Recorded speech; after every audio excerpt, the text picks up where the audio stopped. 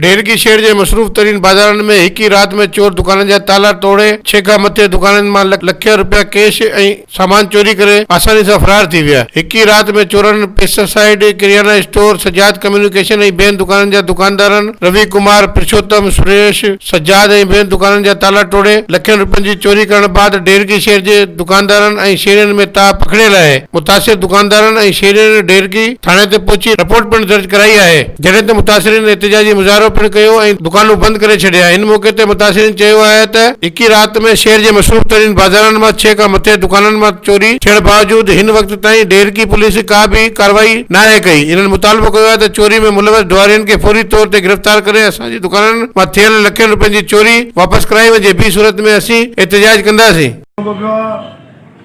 पाण तालो ॿियो नी आहे ताले ते ॿिया लॻा पिया मुंहिंजे पुट ईअं कीअं थी सघंदो आहे की बसि तालो हिते वॾो लॻल आहे पाण जो इहो ॾिठो सवलो ई न आहे तालो। मुंहिंजो तालो ॾिसो अथई त ॿियो शटर खोले त थोरो पासे में वञी करे अंदरि चेक त कयो मसइलो छा आहे, माजरो ख़बर थो पए छा आहे। जीअं हुननि ॿियो शटर तालो खोले अंदरि आया आहिनि हुननि चयो बाबा गला बला सॼो जेको माल मटेरियल आहे त ॿाहिरि विया आहिनि, बाक़ी जेको आहे कंडीशन आहे। मां चयो तूं ॿाहिरि निकिरी बि त मां ईअं डायरेक्ट जेको थाणे ते इंफॉर्म कयो, गोराम शहर सां ॻाल्हायो ऐं पंहिंजो दोस्तनि सां रिंग कई बाबा मां जीअं मसइलो थी वियो तव्हां अचो, उनखां पोइ कार्रवाई जेकी आहे तव्हां पंहिंजी रिकॉर्ड करायो। जीअं मां हिते पहुतमि दोस्त पुलिस वारा बि पंहिंजा पहुता, जीअं पहुता तीअं मूंखे ख़बर पई त भिक में बि राति जेको आया आहिनि पंहिंजो सोयल मथां जेके दुकान आहिनि सीमेंट वारा हिननि ते उन्हनि जी बि जेको ताला वाला गाॾी हुई का ब्लैक कलर में उन ते जेको लथानी माना वारदातूं कंदा हेॾे था आहिनि। असां पहुतमि ईअं चीज़ आहे असांजो नुक़सानु थियल आहे।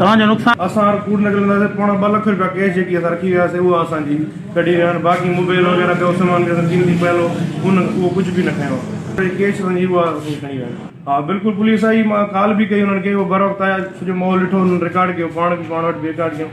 हुननि चयो जल्दी वञो त NC वग़ैरह कटायूं था जेको आहे। तव्हां NC कराया आहियो? NC कटण वञूं था सर। हाणे फोन मूंखे अधु मुंहिंजी दुकान ते ईंदो आहे सवेरे 8:30 बजे ईंदो आहे, मूंखे रिंग कई 3:30 बजे 3:30 बजे ईंदो आहे त मूंखे रिंग कई तुंहिंजी गाॾी दुकान चोरी थी विया। पोइ मां बसि ईअं मुंहिंजी कोन नथो निकिरी आयो, पिठाना हुन भॻा पिया, चेका पयूं, मुंहिंजा कुझु पैसा पिया।